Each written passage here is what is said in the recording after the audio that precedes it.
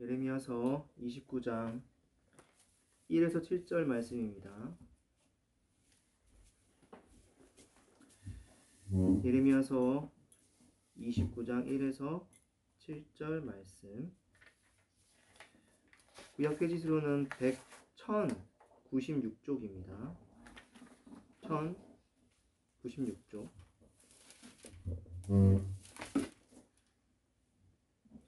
예레미야서 29장 1에서 7절 말씀. 1096쪽. 제가 대독하겠습니다. 선지자 예레미야가 예루살렘에서 이 같은 편지를 느부갓네살이 예루살렘에게서 바벨론으로 끌고 간 포로 중 남아있는 장로들과 제사장들과 선지자들과 모든 백성에게 보냈는데, 그때는 여고니야 왕과 왕후와 궁중대시들과 유다와 예루살렘의 고관들과 기능공과 토공들이 예루살렘에서 떠난후라. 유다의 왕 시드기야가 바벨론으로 보내어 바벨론의 왕 느부갓네살에게 가게 한 사반의 아들 엘리사와 hil기야의 아들 그마랴 편으로 말하되, 만군의 여호와 이스라엘의 하나님께서 예루살렘에서 바벨론으로 사로잡혀 가게 한 모든 포로에게 이와 같이 말씀하시니라. 너희는 집을 짓고 거기에 살며 텃밭을 만들고 그 열매를 먹으라. 아내를 맞이하여 자녀를 낳으며 너희 아들이 아내를 맞이하며 너희 딸이 남편을 맞아 그들로 자녀를 낳게 하여 너희가 거기에서 번성하여 줄어들지 아니하게 하라.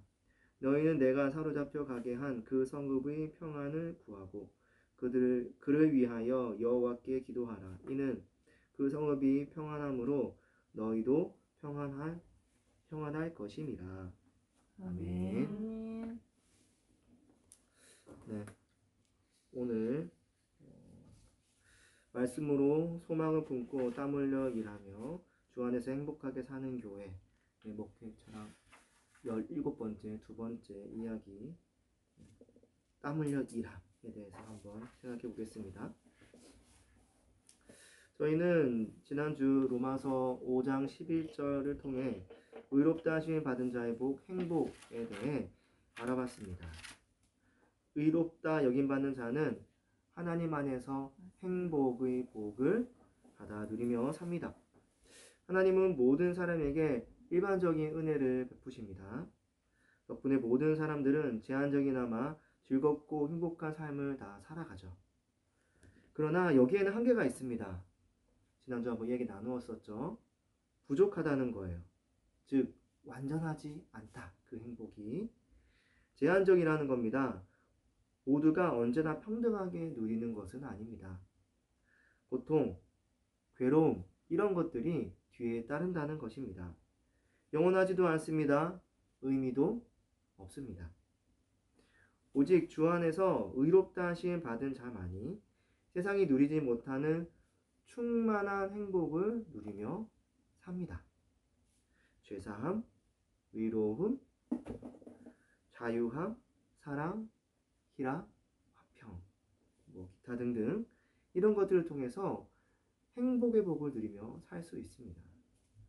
일반적인 행복과 함께 세상이 줄 수 없는 충만한 행복을 누리는 자들이 하나님 앞에 의롭다 여기심을 받은 자들입니다. 이 충만한 행복이 확고한 것은 예수로 말미암아 하나님 안에 있는 행복이기 때문입니다.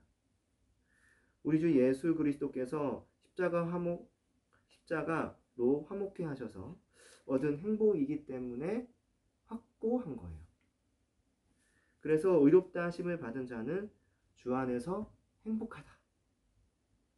구약 느헤미야 같은 경우 바벨론 포로 귀환 후 말씀을 듣고 회개하는 그런 슬피 우는 자들에게 기뻐하라고 말하였습니다.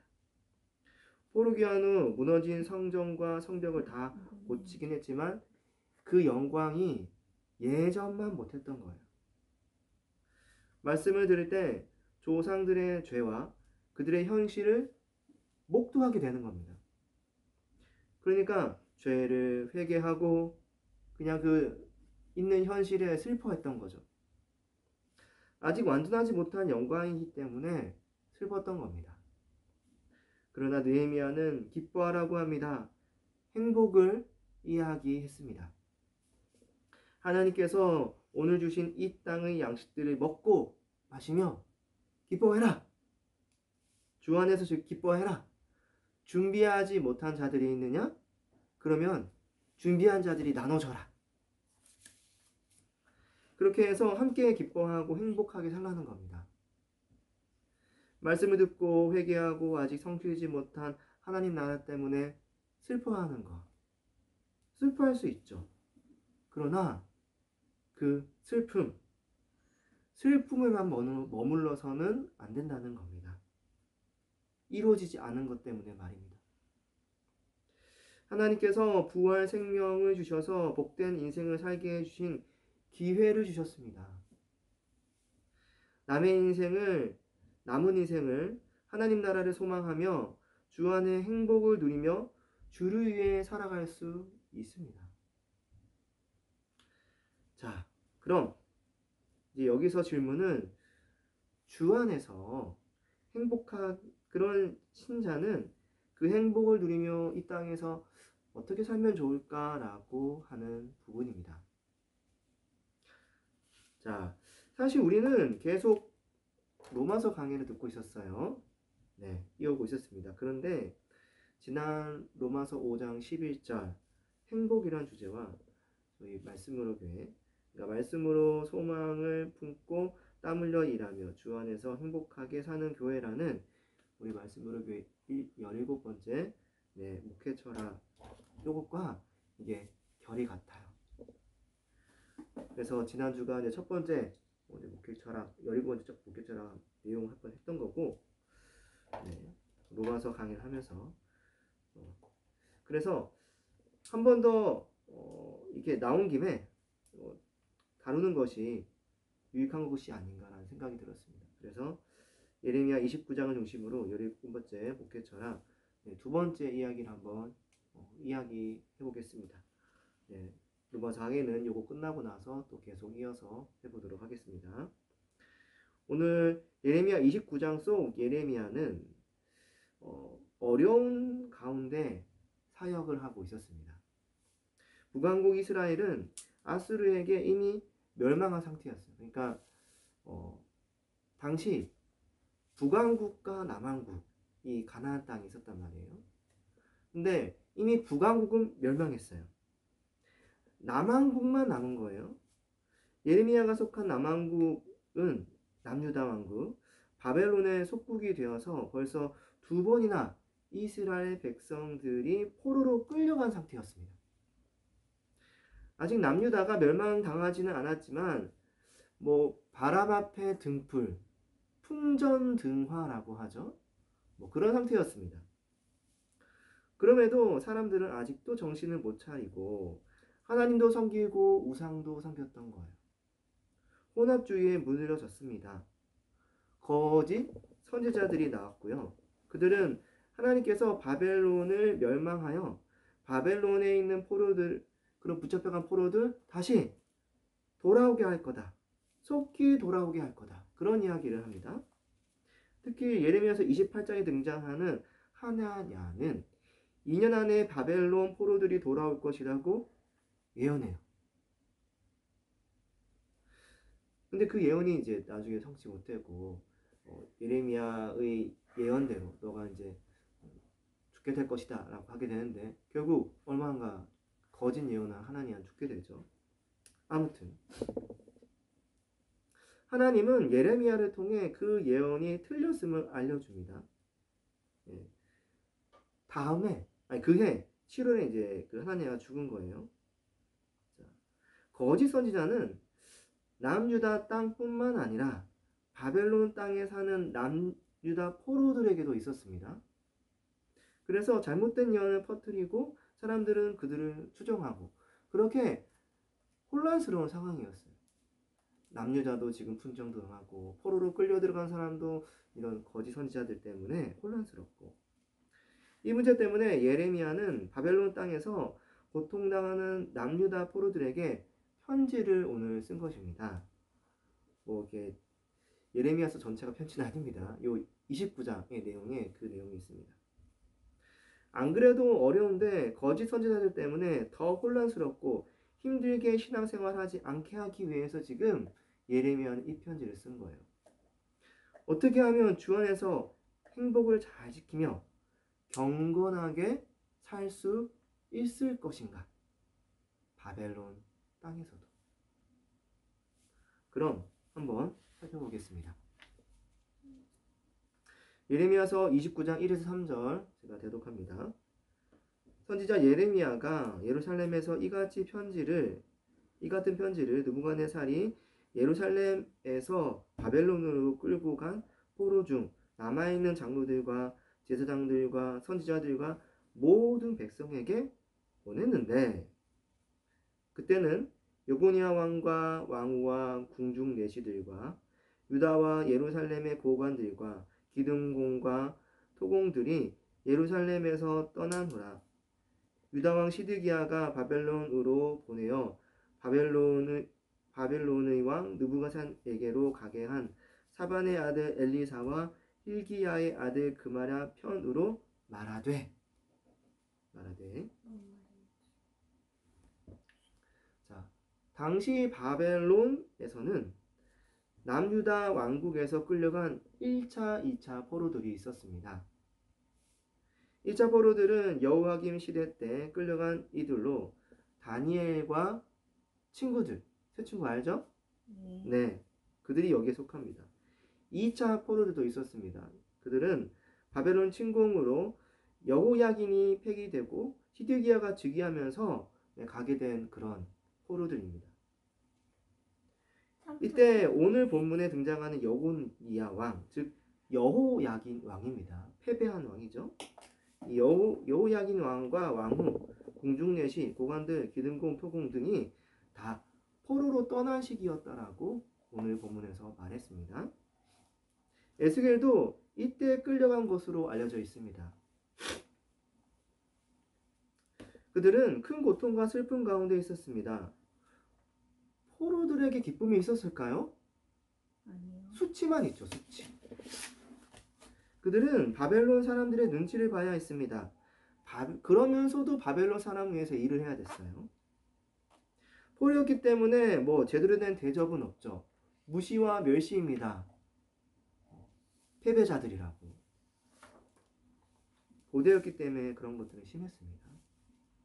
포로된 유대인들은 날마다 당장의 그 생존을 걱정하면서 살았습니다.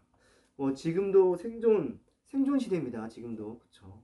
한국 더욱 그렇죠. 뭐 남편 아내 할 거 없이 다 일하지 않으면 살 수 없는 시대죠. 생존 시대.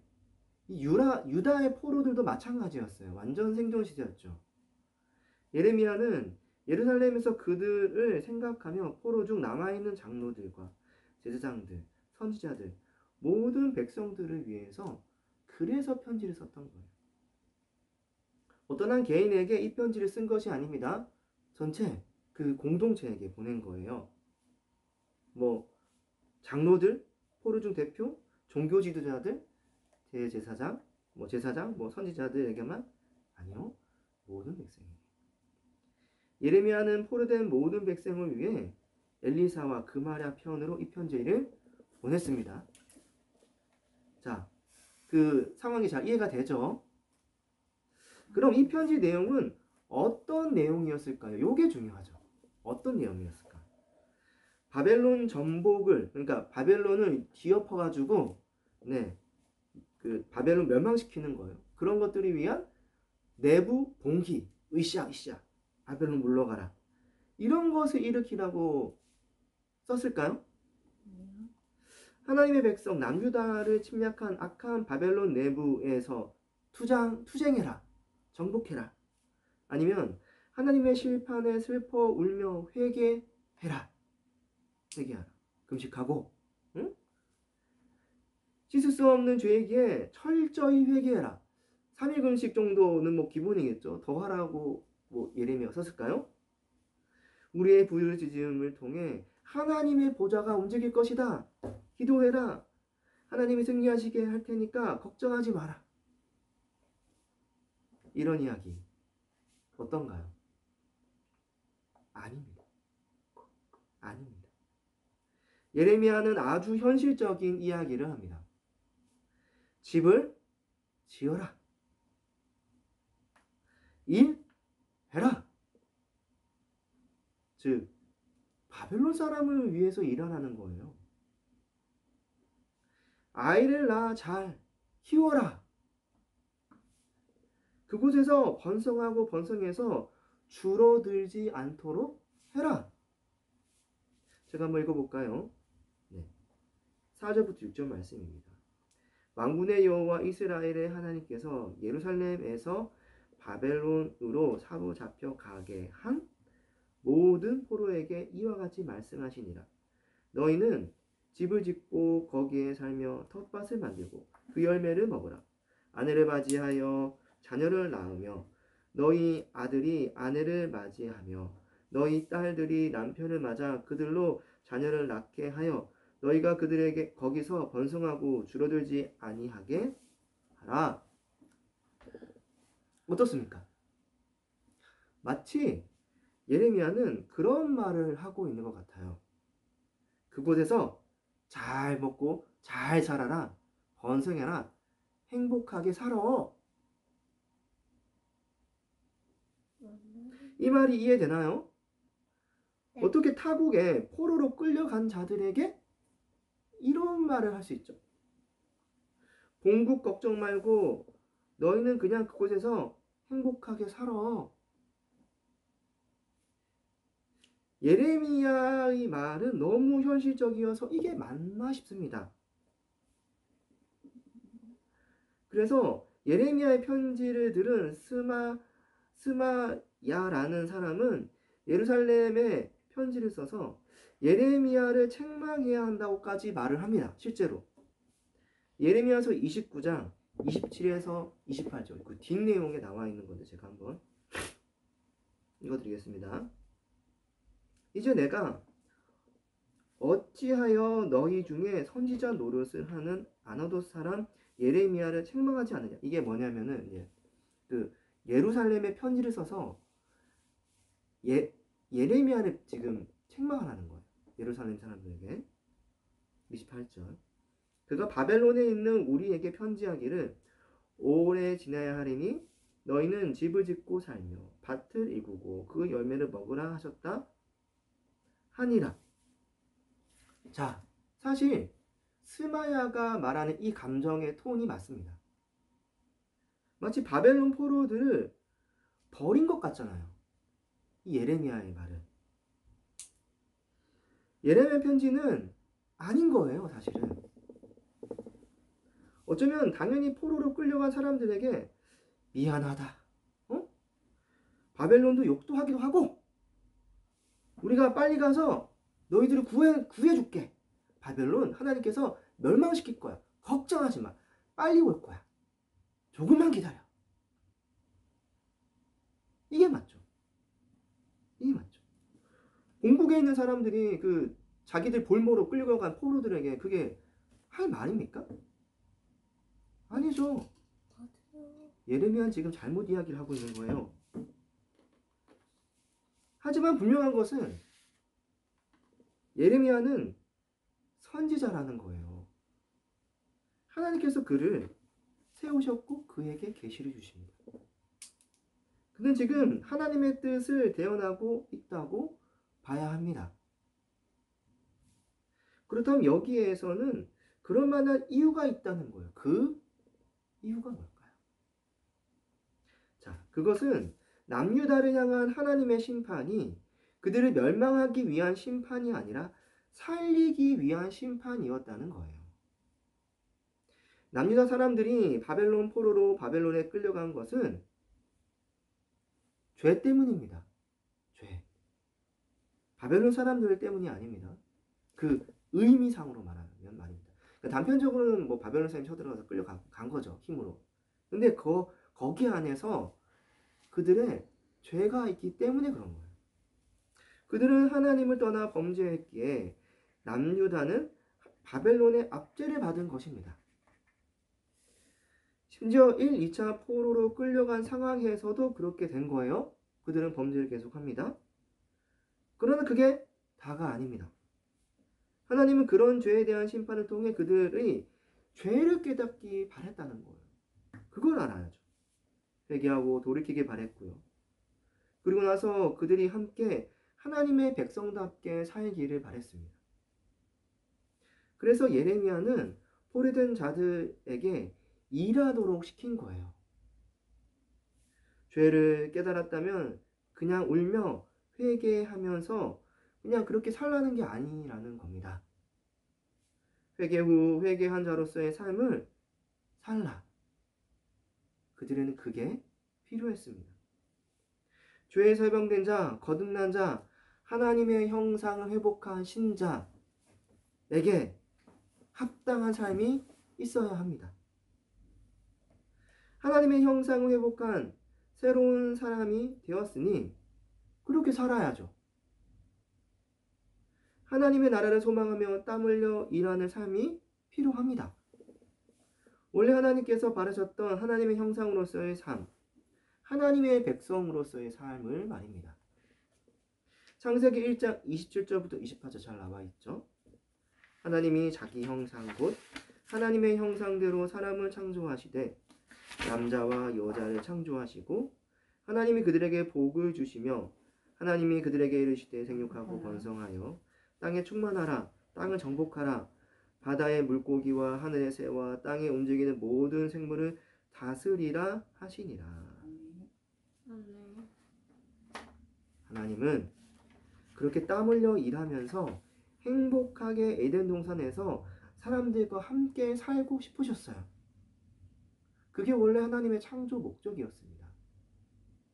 그냥 아담도 너 만들어 놨으니까 그냥 먹으면서 배 떵떵 부리며 배에 탕탕 치면서 이렇게 게으르게 살라고 말씀하시지 않으셨습니다. 정복하고 다스려라. 창세기 2장 15절에서 16절은 더 분명하게 나오죠. 제가 읽어보겠습니다.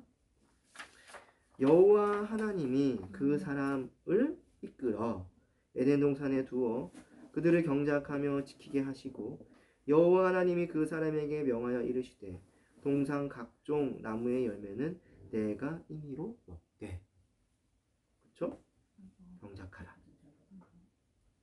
하나님께서 주신 동산을 경작하고 지켜야 할 의무가 아담에게 있었습니다. 거기서 나온 풍성한 열매를 먹으며 사람은 또한 행복하게 살 권리도 있었죠. 행복하죠? 그 삶이 아주 특별한 삶이 아닙니다. 하나님께서 이 땅을 경작하라고 하셨던 것처럼 이 땅에서 열심히 일하면서 살면 됩니다. 하나님의 형상답게. 자녀를 낳아 믿음으로 잘 양육하면 됩니다. 믿음이 잘 전수되도록 하나님의 나라 복음을 가르치며 잘 기르면 됩니다. 하나님께서 남유다에게 재앙을 내려 그들을 바벨론 포로로 끌려가게 한 것은 그들을 멸망시키려고 한 것이 아닙니다. 그들이 죄를 깨닫고 돌이켜 주 안에서 평안히 살도록 하게 하기 위해서입니다. 어떻게 죄를 떠안고 평안히 살 수 있겠습니까? 이런 바벨론을 통한 고난이 아니고서는 안 됐기 때문에 그랬던 겁니다. 하나님은 그들이 죄를 거부하고 주 안에서 미래와 또 소망을 품고 행복하게 사는 것을 바라셨습니다. 예레미야 29장 11절에 잘 나와 있습니다. 제가 읽어드릴게요. 여호와의 말씀이니라 너희를 향한 나의 생각을 내가 아나니 평안이요 재앙이 아니니라. 아멘. 너희에게 희망과 미래와 희망을 주는 것이니라. 어떤 부모가 자식이 고난 가운데 계속 불행하게 사는 것을 바라겠습니까? 슬픔 속에 우울하게 사는 것을 바라겠습니까? 기껏 다 죄 가운데서 구원했는데 아이고 주님 슬퍼하면서 언제 하나님 나라오나 언제 하나님 나라오나 맨날 울면서 우울하게 사는 거 하나님은 그러면 우리 신자들이 자살 빨리 해가지고 하나님 나라 오기를 바라시는 겁니까? 아닙니다. 그런 거 아닙니다. 그러므로 이렇게 한번 정리해 볼 수 있습니다. 교회는 고난 속에서도 하나님의 형상답게 이 땅에서 열심히 일하고 자녀를 낳아 믿음으로 기르며 주 안에서 행복하게 산다. 하나님의 형상으로 창조된 최초의 사람 아담. 아담을 한번 생각해 봅시다. 그는 범죄함으로 에덴 동산에서 쫓겨났어요. 생각해 봐야 됩니다. 얼마나 수치스러웠을까요? 전 상상이 안 갑니다. 그분은 어떻게 살았습니까? 범죄를 회개하고 슬퍼하며 날마다 우울하게 살았습니까? 에덴 동산보다 못한 환경, 저주받은 땅의 모습을 보며 삶의 의욕을 잃은 채 살았습니까? 생각해야 됩니다. 아담은 하나님 앞에 대림 통치자로 창조되자마자 임명받았어요. 하나님과 함께 살았고요. 하나님의 모든 것을 다 누렸고요. 너무나 행복했어요.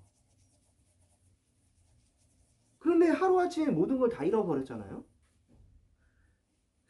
뭐라 말해야 될까요? 대기업 회장님 아들이었는데 하루아침에 불신임 받아가지고 거렁뱅이 된 거예요. 이 땅에 희망이 없게 하루속히 여자의 후손 하나님 약속하셨으니까 구원자가 오기만을 바라며 그냥 술 마시고 담배 피우면서 세워라 내워라 그렇게 살았을까요? 아닙니다. 그는 진짜 열심히 살았습니다. 그 열심히 살았다는 게 창세기 4장에 잘 나와 있어요. 평범하게 살았습니다. 특별하게 그렇다고 해서 이렇게 아주 특별한 삶을 살지도 않았습니다. 아담은 범죄 후 풍요로웠던 에덴 동산에서 쫓겨났어요. 그가 펼쳐진 땅은 예전만큼 좋은 땅이 아니었습니다. 땅은 그의 범죄 때문에 제대로 된 열매를 주지 않았지만 그는 열심히 일을 해가지고 그래도 하나님이 주신 은혜로 알곡들을 또 풍성히 얻으면서 살아갔습니다. 성경은 그가 굶어 죽었다는 이야기가 없어요. 그는 열심히 일해서 잘 먹고 잘 살았습니다. 그만큼 충분한 열매들을 얻었다라는 거예요. 또 그는 범죄 후 그의 아내 하와와 연합하여서 잘 살았습니다. 하와 때문에 선악과를 먹었고요. 또 그녀 때문에 그런 범죄를 지었기 때문에 원망할 수 있죠. 쫓아낼 수 있습니다. 사실 아담이 같이 범죄한 거지만은 이렇게 악하게 생각하면 그렇게도 말할 수 있겠죠. 서로 사랑하고 연합하며 부부로서 잘 살아갔습니다. 하나님 앞에선 하나님 하와 때문에 범죄했다고 고자질 해놓고서는 이제 실제로 살아갈 때는 안 그랬던 거예요. 또 하와 덕분에 자녀도 잘 낳았죠. 그의 이름은 가인. 창세기 4장 1절 말씀에 이런 말씀이 나와 있습니다. 아담이 그의 아내 하와와 동침하매 하와가 임신하여 가인을 낳고 이르되 내가 여호와로 말미암아 득남하였다 하니라. 그는 가인을 낳고 정말 기뻐했어요. 처음으로 자신과 같은 사람을 낳은 거 아니겠습니까? 내가 득남하였다. 가인 때문에 얼마나 행복했으면 얼마나 기뻤으면 이런 말 했을까요? 특별히 그는 여호와로 말미암아 득남하였다라고 합니다. 내가 건강하여서가 아닌 거예요. 여호와로 말미암아 득남. 이것은 아마도 그가 하나님의 구원 약속을 생각했기에 이렇게 말한 것이 아닐까 생각이 됩니다. 하나님이 여자의 후손을 통해 구원자를 보내주시기로 약속하지 않으셨습니까? 그는 하나님이 주실 구원을 소망하며 그렇게 기뻐하고 행복했던 겁니다. 아담의 모습 속에서 그 모습이 보이지 않나요? 고난 속에서도 이 땅에서 하나님의 형상답게 열심히 일하고 자녀를 낳아 믿음으로 기르며 주 안에서 행복하게 살았던 한 평범한 사람. 그는 범죄로 고난 가운데 빠져 있었습니다. 하지만 그는 하나님의 은혜에 기뻐하며 꿋꿋이 일상의 삶을 살아갔습니다. 하나님이 주신 행복 안에서 말입니다. 자, 그런데 이제 이 아담이 처했던 상황을 또 한번 보셔야 됩니다. 사실 아담은 그 누구보다도 우울하고 절망에 빠져 마땅합니다. 다시 말씀드리지만 에덴 동산에서 모든 것들을 누렸던 사람이었어요. 대리통치자. 모든 행복을 거머쥐었어요. 그런데 하루아침에 에덴 동산에 쫓겨났으니 힘들죠. 고통스러워요. 하지만 그러지 않고 아담은 꿋꿋이 일했다는 거예요. 자식도 낳고. 자, 그런데 여기서 끝났는가? 또 아니라는 거예요. 아담에게는 또 불행이 닥쳤습니다. 가인이 범죄를 해버린 거예요. 작지 않습니다.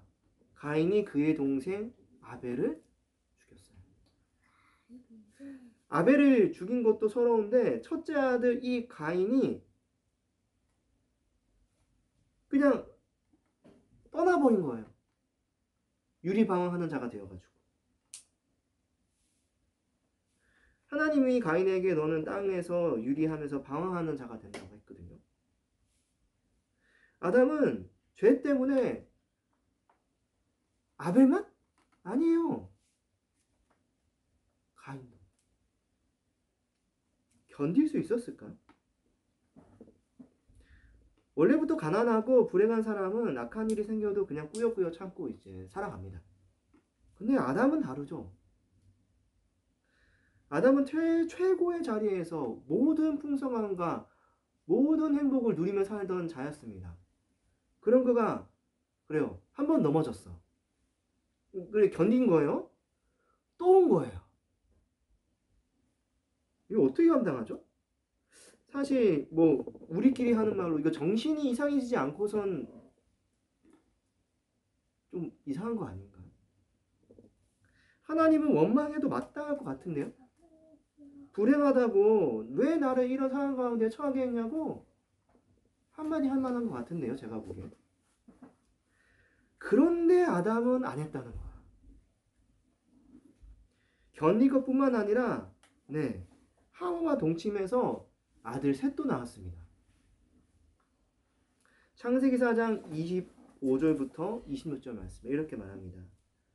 아담이 다시 자기 아내와 동침하매 그가 아들을 낳아 그의 이름을 셋이라 하였으니 이는 하나님이 내게 가인이 죽인 아벨 대신 다른 씨를 주셨다 함이며 셋도 아들을 낳고 그 이름을 에노스라 하였으며 그때 사람들이 비로소 여호와의 이름을 불렀더라. 심지어 그는 셋을 낳고 이렇게 말했다는 거예요. 하나님이 내게 가인을 죽인 아벨 대신 다른 씨를 주셨도다. 하나님 원망 안 해요. 하나님이 주셨다. 기쁘다. 뭐 이런 말 아니겠습니까? 그래도 희망이 있네? 그런 거예요. 그는 셋을 잘 길렀습니다. 셋을 통해서 에노스 손자도 보았어요. 그리고 그때 사람들은 비로소 여호와의 이름을 불렀다라고 말합니다. 이게 무슨 말입니까? 하나님, 여호와 하나님을 믿고 잘 예배하며 경배했다는 거예요. 즉 아담이 가인과 아벨을 이룬 후 절망하며 하나님을 원망하며 살았다? 아니에요. 셋을 아주 잘 기르었습니다. 셋의 후손 에노스 때 드디어 사람들이 여호와를 부르며 예배했거든요. 그는 고난 가운데 소망을 품었고요. 또 기대했어요. 여자의 후손을. 죄 때문에 넘어지고 멸망 가운데 고난을 당했지만 견디고 살았습니다. 아담은 하나님이 주신 시간, 기회들을 선용했습니다. 헛되게 보내지 않았어요. 주로 말미암아 절망 가운데 넋놓고 있지 않았다는 거예요. 다시 일어서서 소망을 품고 땀 흘려 일하며 하나님의 형상답게 살았다는 거예요. 하나님의 주신 행복을 누리며 말입니다. 하나님이 바벨론 포로 생활을 했던 이스라엘 백성들에게 기대했던 것이 바로 이런 것들이 아니었을까요? 어떻게 생각하나요? 비록 그들의 범죄로 말미암아 바벨론의 침공을 받고 포로로 끌려갔습니다. 그들은 그곳에서도 하나님의 백성답게 살기를 하나님이 바랬다. 하나님이 주신 죄에 대한 벌을 달게 받고 정신 차려서 하나님의 형상답게 살기를 바랬다는 것. 예루살렘에 살던 예레미야는 이러한 하나님의 계시를 받았던 겁니다. 그래서 그는 포로로 끌려간 남유다 사람들이 그저 우울하게 슬퍼하며 바벨론을 저주하며 살도록 편지를 안 쓴 겁니다. 바벨론의 심판은 하나님의 뜻이다. 바벨론을 저주하며 살지 말라. 그곳에서 주 안에서 행복하게 살아라. 소망을 품고 땀 흘려 일해라. 마음이 약해지지 마라. 번성해라. 더 잘되라. 하나님이 너희에게 복 주신다. 포로로 붙잡혀간 다른 백성들과 함께 여호와를 찾고 예배해라. 에노스 때 사람들처럼. 그러므로 교회는 고난 속에서도 하나님의 형상답게 이 땅에서 열심히 일하며 자녀를 낳아 믿음으로 기리며 주 안에서 행복하게 삽니다. 자, 계속해서 예레미야는 또 이런 이야기를 그 뒷말씀에서 이야기합니다. 다음 주제 합니다. 예레미야서 29장 7절 말씀. 너희는 내가 사로잡혀 가게 한 그 성읍의 평안을 구하고 그를 위하여 여호와께 기도하라. 이는 그 성읍이 평안함으로 너희도 평안할 것임이라. 바벨론 포로로 붙잡혀 간 사람들은 예레미야의 편지를 읽으며 무슨 생각을 했을까요? 뭐지? 내가 잘못 읽었나? 우리 동족을 죽인 자들을, 그런 자들을 위해서 일하라고? 예레미야 이 사람 매국노 아니야? 날 포로로 끌려가게 한 사람들을 위해서 기도하라고? 그들의 평안을 위해서 기도하라고? 제정신인가? 남유다의 선지자가 아니야, 이 사람은. 아마 이런 생각을 했을지 모릅니다. 이러한 생각이 지극히 상식적인 생각이죠. 바벨론은 원수니까. 왜 그런지, 왜 그런 사람들을 위해서 평안을 빌어야 하는가? 그런 거죠. 그러나 그럼에도 예레미야는 하나님의 선지자입니다. 예레미야는 분명 오늘 반복적으로 자기 말이 아닌 하나님의 계시를 대언한다라고 말하고 있습니다. 자, 4절 말씀 이렇게 말합니다. 만군의 여호와 이스라엘 하나님께서 마지막에 이와 같이 말씀하시니라 나와 있죠. 8절 말씀에도 만군의 여호와 이스라엘 하나님께서 이와 같이 말씀하시니라. 10절 말씀에도 여호와께서 이와 같이 말씀하시니라. 11절, 14절 말씀에서도 여호와의 말씀이니라. 굉장히 여호와의 말씀이니라라고 말을 반복합니다. 무려 6번이나요. 이는 이 말이 너희들이 정말 안 믿어지겠지만은 하나님의 말씀인 것을 명심하라는 거예요. 예레미야도 그들 생각 다 알아요. 예레미야가 이렇게 말하면 이 사람들 잘 받아들일까? 그러니까 이거 오해 안 하도록 반복적으로 말하는 거예요. 내 말 아니다. 똑띠 들어라. 바울은 그의 말의 진실성을 위해서 이렇게 말을 한 겁니다. 7절이 하나님의 계시가 분명하다면 그럼 왜 하나님은 포로들에게 원수 바벨론을 위해 기도하라고 평안을 빌라고 하는 걸까요? 그 이유는 7절에 잘 나와 있습니다. 참 친절하죠? 네. 이는 그 성읍이 평안함으로 너희도 평안할 것이기 때문에 그렇다는 거예요. 바벨론의 평안은 바벨론의 평안을 위한 것만이 아니라는 겁니다. 바벨론이 평안해야 그 나라에 속한 남유다 포로들도 역시 평안하다는 거예요. 이것이 중요한 것은, 자, 생각해 보세요. 바벨론이 평안하지 않아요. 사회가 불안하고 이민족의 침입이 잦아지고, 그러다가 몇 번 이제 위험한 순간들도 생기고 하면 포로들이 잘 살 수 있을까요? 바벨론이 평안하지 못하는데 바벨론 사람들이 포로들이 평안하게 사는 것 꼴사나워하지 않을까요? 제대로 대우해 주겠습니까? 그래서 하나님은 포로들이 바벨론을 위해 기도해야 한다라고 말하는 거예요. 또 한편 생각할 것은 남유다가 지속적으로 바벨론을 통해 고통당하는 것이 하나님의 뜻이었기 때문에 그런 것도 있습니다. 자, 이 부분은 한번 이사야서 말씀을 좀 봐야지 이해가 될 것 같아요. 이사야서 39장 5에서 8절 말씀입니다. 제가 대독하겠습니다. 이사야서 39장 5에서 8절 말씀.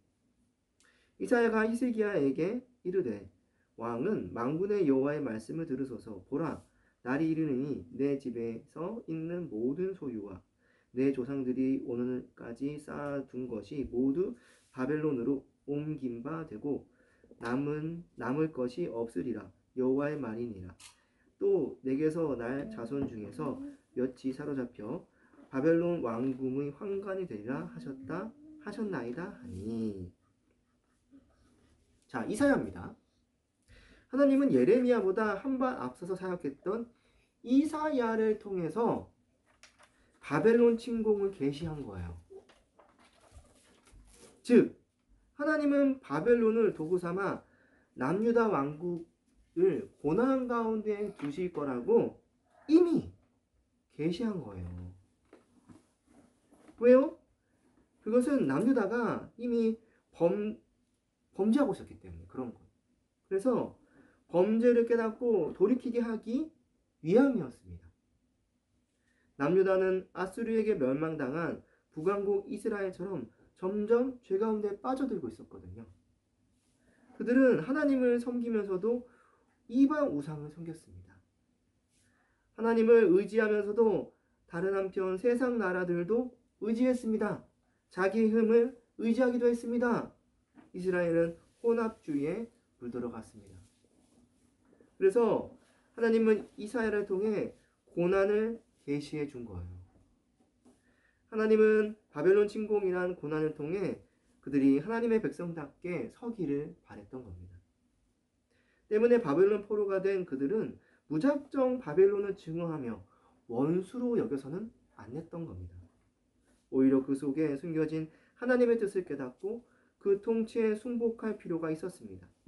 하나님의 도구로 사용된 바벨론을 숭배하라는 것이 아닙니다. 바벨론을 통해 자신의 죄를 깨닫게 하신 하나님께 회개하라는 거예요. 바벨론 위에 계신 하나님을 믿고 바벨론의 통치에 순응하며 바벨론을 위해 기도하라는 것입니다.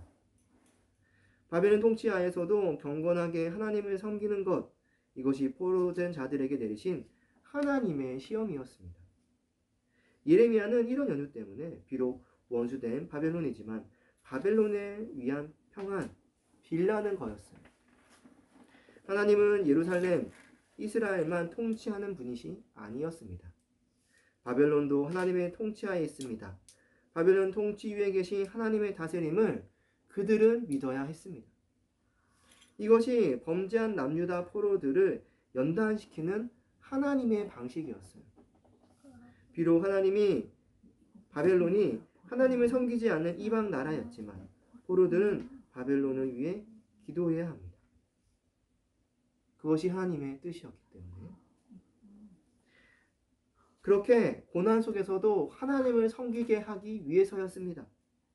세상 속에서도 주를 섬기며 주 안에서 행복하게 사는 것 시험하기 위해서였습니다. 그러므로 우리는 이렇게 정리할 수 있습니다. 교회는 지역교회가 속한 지역과 나라의 평안을 위해 기도하며 주 안에서 행복하게 산다. 자, 교회는 하나님의 영광, 세상은 멸망할 도시, 세상을 부정하게 보며 멀리만 바라봐야 할까요? 세상을 다스리는 지도자, 지역의 문제들과 뭐 그런 것들에 대해 무관심해하는 것, 이거 맞는 걸까요? 세상과 분리된 교회라는 생각에 교회 일에만 골몰하는 것 아니라는 겁니다. 분명 오늘 말씀은 지역교회가 속한 지역과 그 속한 나라를 위해 기도하라고, 평안을 빌라라고 말하고 있습니다. 세상을 완전히 개혁시키기 위해서 너희들이 뛰어들어라, 이런 말은 아닙니다. 세상의 모든 악과 불의, 빈곤을 퇴치하기 위해서 뛰어들어라, 뭐 이런 것도 아니에요. 다만 지역교회가 속한 지역과 나라에서 지역교회가 평안히 신앙생활하기 위해서는 필요하다는 거예요. 하나님은 모든 세상 나라 위에 계시고 지금 세워진 지도자도 하나님의 뜻 가운데 세워졌습니다. 지역과 나라가 선한 기관은 아니지만 존중하고 함께 공존해야 될 생각을, 그런 방법을 찾아봐야 되는 거예요. 이를 위해 가장 먼저 해야 될 것은 기도입니다. 지역과 나라의 평안을 위해 하는 기도. 지역과 나라, 정치에 대해 무관심하는 것이 아니라 그런 무관심하는 것, 뭐 그런 것이 경건한 모습이 아닙니다. 오히려 평안한 신앙생활과 선교를 위해 세상을 위해 기도하는 것이 필요합니다. 세상을 죄악시 여기며 단절하는 것도 좋은 모습이 아닙니다. 오히려 악할 수 있습니다. 세상과 충분히 교류하며 그들의 생각과 문화를 이해해야 합니다. 그리고 기독교적인 세계도 이해시키려고 해야 합니다. 소통해야 합니다. 소통은 하나님이 택하신 새로운 생명을 교회로 인도하는 힘이 됩니다. 지금 대한민국에 일어나고 있는 그런 계엄 사태 속에서 나타난 어떤 기독교의 극우화, 그런 극우화된 기독교 단체들 모습 어떻습니까? 심각하지 않습니까? 지역교회가 이런 문제에 안일하게 대응했기 때문에 생긴 결과입니다. 정말 지역과 나라를 위해 기도하며 세상을 향한 바른 생각이 있어야 합니다. 제대로 고민해 봐야 합니다.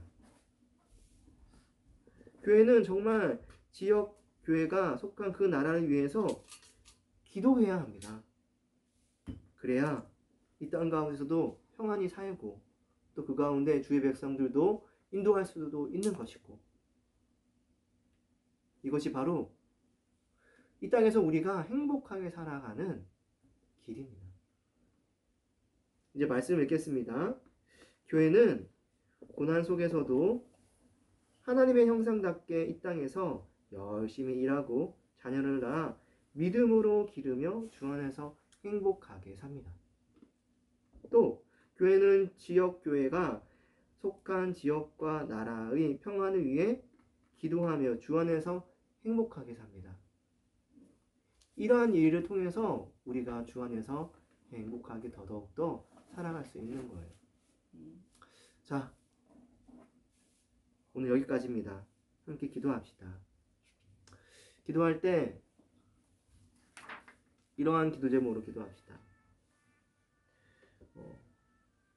고난 속에서도 하나님의 형상답게 이 땅에서 열심히 일하고 자녀를 낳아 믿음으로 기르는 것, 이러한 일들 잘 할 수 있도록 도와주시옵소서. 고난 속에서도 주를 위해 살아가는 것, 기적을 바라며 사는 것이 아니라 이런 평범한 일상을 살아내는 것, 주님 잘 살아낼 수 있도록 도와주세요. 기도합시다. 또 지역교회가 속한 그 지역과 나라의 평안을 위해서 기도하는 또 고민하는 그러한 경건하신 자, 그렇게 해서 주 안에서 행복하게 사는 신자 되게 하도록 도와주세요. 함께 기도합시다. 사랑과 은혜가 많으신 하나님 아버지 감사합니다.